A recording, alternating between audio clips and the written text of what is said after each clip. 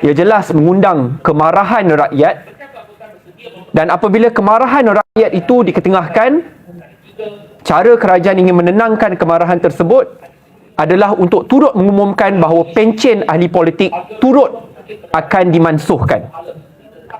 Apabila pengumuman itu dibuat, saya dah bangkitkan sebelum permulaan parlimen untuk mansuhkan pencen bagi ahli politik. Kita perlu meminda dan pindaan tersebut perlu dibawa ke parlimen.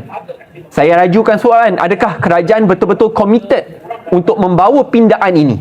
Dan kita dimaklumkan, bukan saya ya, untuk meredakan kemarahan rakyat, kerajaan kata secara jelas, dan saya tunjukkan di sini, Yang Berhormat Perdana Menteri sendiri ketengahkan cadangan mansuh pencen turut terpakai kepada ahli politik.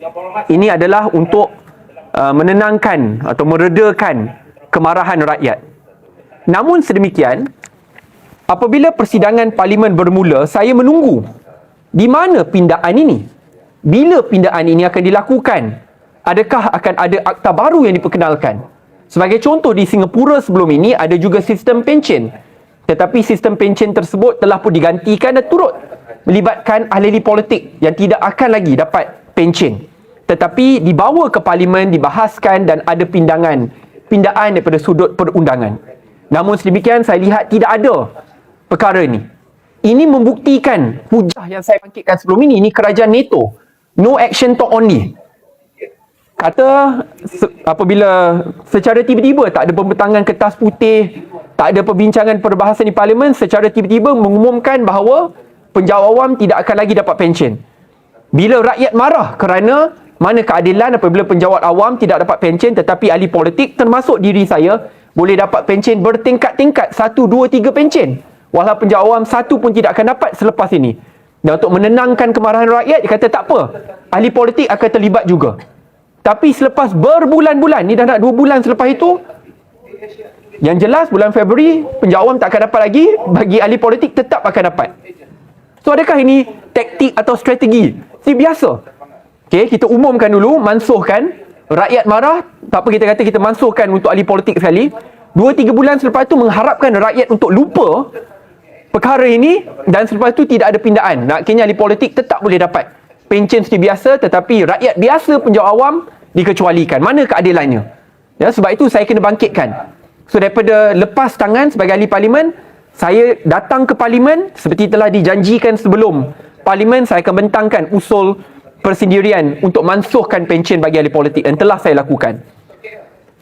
Selepas saya membawa usul tersebut, saya telah pun mendapat maklum balas daripada pejabat speaker pada 26 Februari, iaitu usul ini ditolak. Saya tidak salahkan pejabat Tan Sri Speaker, kerana sebab utama yang Tan Sri Speaker berikan adalah kerana usul ini perlu dibawa oleh kerajaan ataupun menteri, yang saya faham. Tapi sebagai ahli parlimen, selepas mendengar janji-janji kerajaan untuk meredakan kemarahan rakyat, kata pencen ahli politik turut akan dimansuhkan, tapi selepas melihat perkara yang akan dibahaskan di parlimen, tidak ada perkara tersebut, pindaan tidak ada, saya mengambil prerogatif untuk bentangkan sendiri, so that I at least have fulfilled my honour and my word.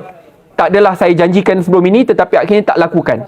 Persoalan saya, kerajaan sendiri yang janjikan untuk meredakan kemarahan rakyat akan mansuhkan pencen ahli politik. Mana usulnya? Mana usulnya? Mana pindaannya? Atau adakah ini sekadar janji NATO, no action talk only? Rakyat marah, redakan kemarahan dengan penipuan. Selepas penipuan itu dibuat, mengharapkan rakyat akan lupa. Tapi yang jelas lepas ini penjawat awam tak akan dapat lagi, ahli politik tetap akan dapat pencen bertindih-tindih. Saya nak bincang soal solusi berkenaan isu pencen ni. Sebagai salah seorang ahli parlimen, saya bertanggungjawab bukan sahaja ke atas generasi pada hari ini, tetapi juga pada generasi-generasi yang akan datang. Dan saya turut faham masalah kekangan kewangan negara. Cuma dalam kita ingin merangka salah satu perubahan dasar yang sangat besar. Ini bukan perubahan dasar yang hanya melibatkan 10-20 juta. Ini melibatkan berbilion ringgit setiap tahun daripada satu generasi ke generasi yang lain. Lazimnya, jikalau ini adalah perubahan dasar yang sangat besar, in English it's called intergenerational change, from one generation to another, isu ini wajib disertakan sekali dengan kertas putih yang dibentangkan di Parlimen. Minimum. Kalau kita lihat isu lain, isu pertahanan, ya, isu geopolitik, kadang-kadang kertas putih dibentangkan. Ini isu lagi besar, tapi tak ada pembentangan langsung kertas putih. Mengapa kertas putih ini penting? Kerana apabila dibentangkan, barulah ada usaha bipartisan untuk menyelesaikan masalah ini. Barulah angka-angka yang dipetik dapat diperjelaskan. Kita dengar Yang Amat Berhormat Timbalan Perdana Menteri kata, hutang negara akan meningkat, bebanannya akan cecah 200 bilion setiap tahun. Kalau tidak ada kertas putih dan perbahasan dalam Parlimen, how are we going to fact check? Apa semak imbang yang ada? Bagaimana kita nak cari solusi jangka masa panjang dan penjelasan yang dapat dilakukan oleh semua pihak, tidak kira kerajaan atau pembangkang. So itu pertama, minimum pembentangan kertas putih. Kedua, perkara ini sebesar ini perlu dirujuk kepada jawatan kuasa khas di Parlimen yang berunsur bipartisan. Di sinilah baru kita dapat mencari kata sepakat. Dan banyak kali kita buat perkara ni.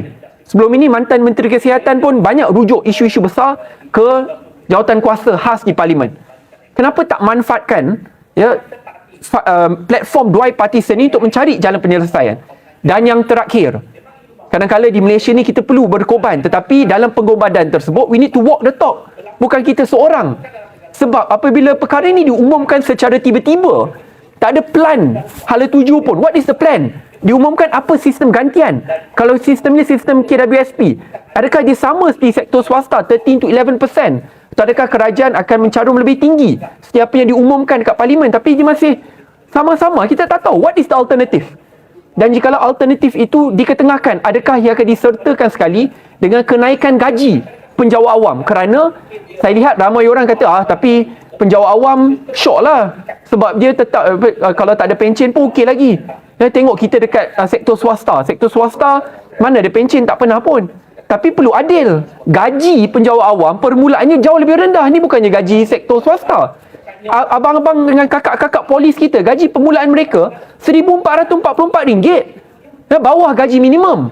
So janganlah nak samakan dengan begitu saja. Sebab itu, kalau kerajaan itu betul-betul ikhlas dan telus nak lakukan perkara ini, kertas putih, jawatan kuasa pilihan khas yang berunsur bipartisan, kerajaan pembangkang cari jalan solusi bersama. Dan kalau terpaksa lakukan, packagekan sekali dengan kenaikan gaji, dengan pemansuhan pencen yang turut terlibat kepada ahli politik, elit-elit politik. Tak boleh hanya satu kena, yang lain tak kena.